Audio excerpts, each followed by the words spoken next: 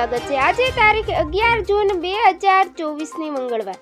જોઈએ આજના હવામાન સમાચાર। તે પહેલા ચેનલમાં નવા હો તો ચેનલને સબસ્ક્રાઇબ કરી લેજો। હવામાન વિભાગે આગાહી કરી છે કે આગામી 48 કલાકમાં રાજ્યમાં ચોમાસું બેસશે। ચોમાસું હવે ગુજરાત તરફ આગળ વધી રહ્યું છે અને ચોમાસું ગુજરાતની નજીક પહોંચી ગયું છે।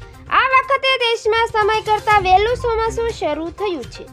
મહારાષ્ટ્ર બાદ મુંબઈ અને હવે ગુજરાતમાં ચોમાસાની એન્ટ્રી થશે। મુંબઈમાં 2 દિવસ ભારે વરસાદની આગાહી કરવામાં આવી છે। રાજ્યમાં આગામી 7 દિવસ વરસાદની આગાહી કરવામાં આવી છે, જેમાં દક્ષિણ ગુજરાત, ઉત્તર ગુજરાત અને મધ્ય ગુજરાતમાં વરસાદ પડશે તેવું હવામાન વિભાગનું અનુમાન છે।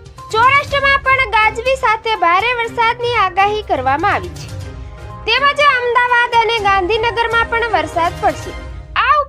સાબરકાંઠા અને અરવલ્લીમાં પણ ભારે વરસાદ પડશે।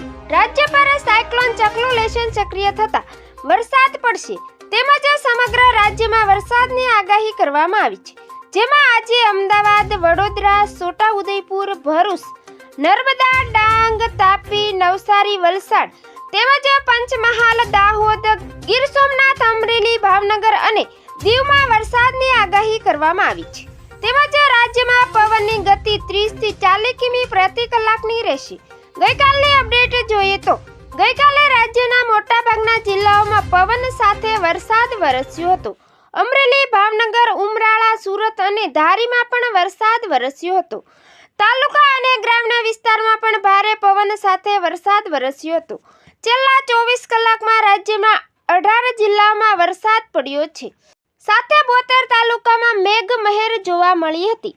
સૌથી વધુ વરસાદ તાપીના ડોલવણમાં પડ્યો હતો। 3.5 ઇંચ વરસાદ વરસ્યો હતો। 4 તાલુકામાં 3 ઇંચ કરતાં વધુ વરસાદ પડ્યો હતો અને 14 તાલુકામાં 1 ઇંચથી વધુ વરસાદ વરસ્યો હતો।